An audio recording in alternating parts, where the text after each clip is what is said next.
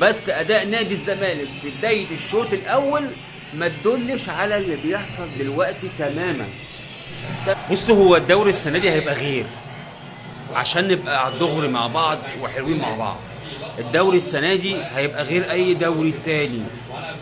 نادي الزمالك النهارده نازل وبادي بدايه قويه جدا امام المقاولين العرب، وعامل اداء روعه في بدايه الشوط الاول، وبيقول عليا وعلى اعدائي وانا هكسب سكور زي ما الاهلي كسب امبارح سكور وايه، وعشان تبقى حلوه كده وبالحب نقضيها مع بعض. بس كده من الواضح ان المقاولين العرب ليه راي تاني. من الواضح ان المقاولين العرب ليه راي تاني. ما هو انت مش هتعلي عليا على الاهلي وعلى قفايا انا. ما معلش يعني، انا اسف في الكلمتين. انت عايز تعلي على الاهلي على قفايا انا؟ طب انا مالي انا يا لمبي؟ انا مالي انا يا لمبي؟ انا ذنبي ايه يا لمبي؟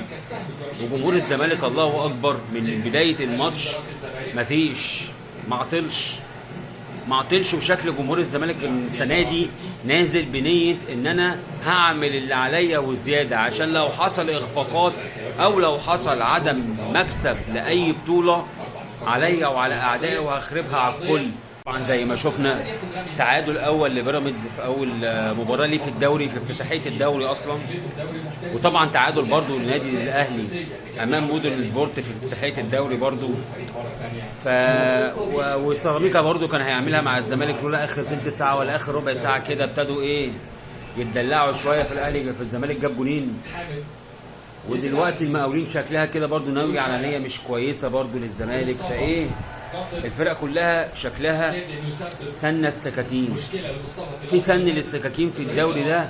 والدوري ده هيبقى من اقوى الدوريات، او الموسم ده هيبقى من اقوى المواسم في الدوري المصري الممتاز حرفيا يا عم.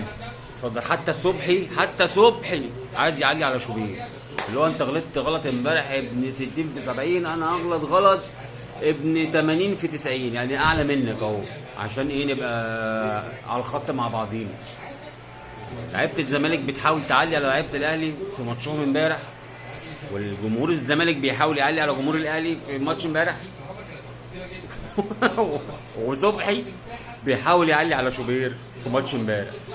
ربنا يسترها علينا والدوري ده يعدي على خير، عشان ايه الدوري ده شكله هيبقى دوري رخم بلغه الكوره كده، دوري رخم. يعني فرق صغيره فرق كبيره، ما حدش عارف مين هيكسب، ما حدش عارف في مكسب اصلا، في تعادل، في هزيمه، في مش عارف ايه، في كاني، في ماني، محدش عارف حاجه. يعني المقاولين عامل الصح والزياده اهو مع الزمالك، ولحد دلوقتي النتيجه 0-0. بص، هو ماتش غريب لحد دلوقتي مفيش اهداف. حلو، في هجمات من هنا وفي هجمات من هنا، وفي حاجات حلوه من هنا وفي حاجات حلوه من هنا، بس مفيش الكوره اللي تقول عليها هدف ضائع. يعني مفيش الكوره اللي تقول عليها ده هدف ضاع من الزمالك او ده هدف ضاع من المقاولين وكان المفروض يكسبوا المباراه. مفيش. اداء نادي الزمالك ابتدى يهدى عن الاول. يعني نادي الزمالك اول ربع ساعه كان عامل حاله وضغط وعنف ولعب قوي ومش عارف ايه والتحامات وكاني وماني. الاداء ابتدى يهدى، ابتدت الهجمات تقل، ابتدت الدنيا تروح لسكه ان هو ماتش يعني قشطه عايزين نكسب، انت فاهم، لحد دلوقتي. وشكل الشوط الاول هيخلص اصلا 0-0. فايه هنشوف الدنيا هتمشي معانا على ايه. 0-0 خلاص خلص. الشوط الاول انتهى ما بين نادي الزمالك ونادي المقاولين العرب بنتيجه 0-0، ويلاحقه نادي غزل المحله ونادي سموحه. الماتش اللي بيتلعب في نفس التوقيت برضو ينتهي الشوط الاول 0-0.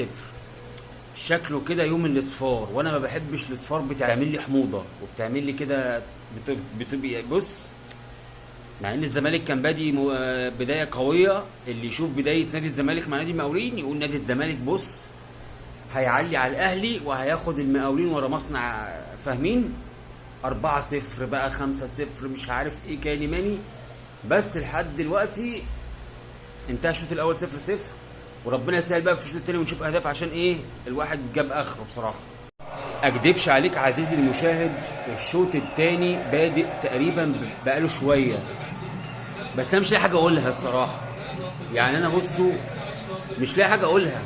هو زي ما الشوط الاولاني انتهى، الشوط الثاني بدأ برضه هجمات من هنا على هجمات من هنا، مفيش خطوره هنا ولا في خطوره هنا، ولا لحد دلوقتي مفيش الكوره تاني اللي تقول عليها هدف ضايع، اللي تقول عليها لو كانت دخلت دي كانت كسبت الزمالك، او لو كانت دخلت دي كانت كسبت المقاولين. مفيش.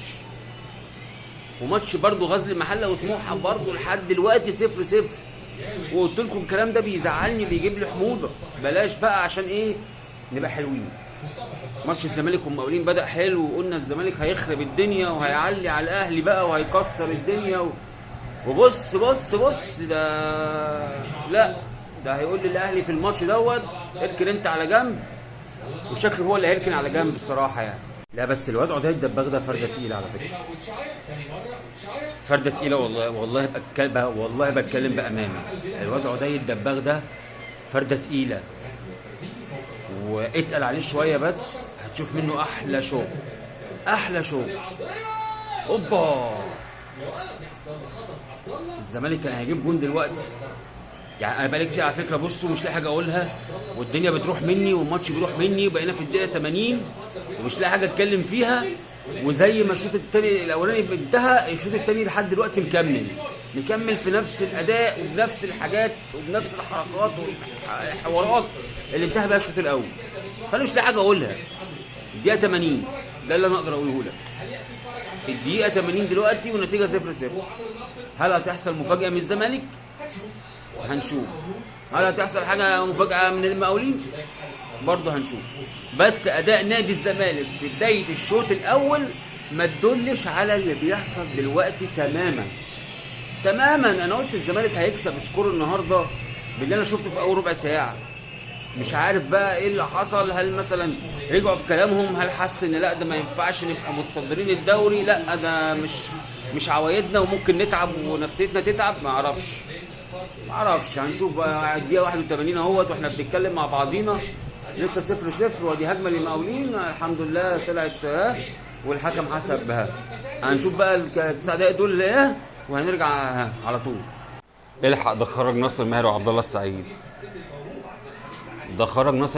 السعيد. اقسم لكم بالله انا كنت حاسس ان واحد منهم هو اللي هيخطف الجول وهو طلعهم. معرفش ليه. هجمه هي للزمالك، هجمه للزمالك. الفينا ركنيه، طلعت ركنيه. بقول لك طلع عبد الله السعيد وناصر ماهر. طب وبعدين هتعملوا ايه يا زملكاويه؟ الدقيقه 84 0-0. وبعدين على طول هنرجع على طول. الواد ابراهيم القاضي ده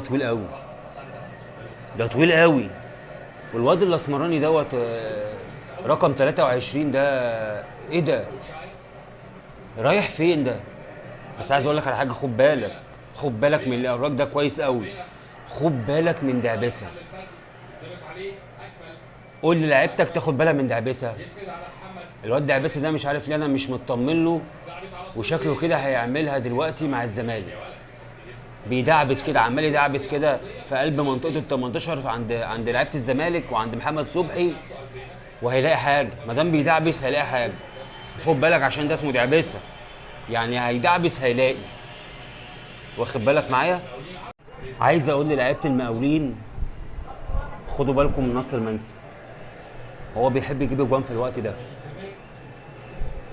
يعني بقاله كام شويه كده بيجيب اجوان في اوقات مش حلوه. واخد بالك؟ فانت خدوا بالكم منه عشان هو بيحب يجيب اجوان في الوقت ده تقريبا، اللي هو الدقيقه 88 87 في الحتت دي يعني. فخد بالك، عدي الدقيقه 90 وان شاء الله ربنا هيكرمكم. شوف بقى، انا بديك الزيتون اهو. كاد ان يحرز الزمالك الهدف الاول عن طريق الفينا، لكن ابو السعود يتصدى لها. انا زهقت. اه والله حتى شفتوني ريحت ازاي. مفيش حاجات كتير كده الواحد يتكلم عنها في الماتش. هي الكرة عمالة تروح وتيجي، تروح وتيجي، تروح وتيجي. انا شخصيا على المستوى الشخصي ما شفتش الهجمة اللي اقول عليها فرصة ضايعة. 7 دقايق وقت بدل ضايع، عدى منهم دقيقة ونص. نقول يا رب بقى، يعني الزمالكاويه يقولوا يا رب، والمقاولين العرب مش هتلاقيهم مش فاضيين دلوقتي، هتلاقيهم نايمين عشان عندهم شغل الصبح. مع احترامي لاي زملكاوي قاعد مستني الزمالك يجيب جول، قوم نام، قوم نام. ده طلع عبد الله السعيد وناصر ماهر يا عم الحاج اللي كانوا عاملين شغل في الملعب. قوم نام يا عم، قوم، الدقايق دي مش بتاعتكم. خلاص فاضل دقيقتين ونص، دقيقتين ونص، والوقت بتاع ناصر منسي عدى خلاص للاسف. فهي شكلها تخلص 0-0. ومن قبل ما المباراه تخلص احب اقول لك، بص هي لسه ما خلصتش اهي، بس قبل ما تخلص احب اقول لك الثلاثه الكبار يتعادلا ماتش ويكسبا ماتش. انا في اللغه العربيه الفصحى ما عنديش مرحمين. الزمالك يكسب ماتش ويتعادل ماتش، الاهلي يكسب ماتش ويتعادل ماتش، بيراميدز يكسب ماتش ويتعادل ماتش. ومن فرق ليس تتوقع انها تتعادل مع هذه الانديه. عشان كده بقول لك الدوري ده هيبقى دوري سواد على الكل. هيبقى دوري ايه؟ سواد على الكل. انت لسه قاعد؟ انا قلت اهو والله من قبل ما الماتش يخلص وانا قايل لك قوم نام، قوم نام. ما بتسمعش الكلام ليه؟ اهو 0-0، 0-0، تعادل ومكسب. بيراميدز تعادل ومكسب، اهلي تعادل ومكسب. هنقعد بقى نحفل على بعض من بدايه الدوري، مش هينفع. حلو، مش هينفع. نتقل بقى كده لحد اما الدنيا تمشي قدام شويه، وبعدين هنعرف نتكلم مع بعضينا. فاهم قصدي ايه؟ انتهت مباراه الزمالك والمقاولين العرب بنتيجه 0-0. والله 0-0. استنى ثانيه واحده هنشوف بس ايه مباراه غزل المحله وسموحه. 0-0 برضه، وفي اخر دقيقه من ال6 دقايق المحتسبين كوقت بدل ضايع. مباراتين 0-0، غزل المحله وسموحه والزمالك والمقاولين العرب. محدش له حاجه عند التاني. حلو يا صاحبي، كل واحد واخد 4 نقط ومرضيه وزي الفل. هنتقل بقى على بعض شويه، وبلاش تحفيل بدري بدري عشان لسه الدوري طويل. لسه الدوري طويل، واللي نفسه اطول هو اللي هيكمل. هارد لك لجمهور الزمالك العظيم، وانا بجد والله بقولها من قلبي، هارد لك لجمهور الزمالك اللي واقف في ظهر فرقته، اللي شفت منه تشجيع النهارده ولا اروع. وهارد لك لنادي المقاولين العرب، وبرضه هارد لك لغزل المحله، وهارد لك لسموحه. المباراتين خلصوا صفار. يعني ما تنساش بقى اللايك الجميل والاشتراك في القناه وبتاع وتفعيل زر الجرس عشان يوصلك كل جديد. سلام عليكم.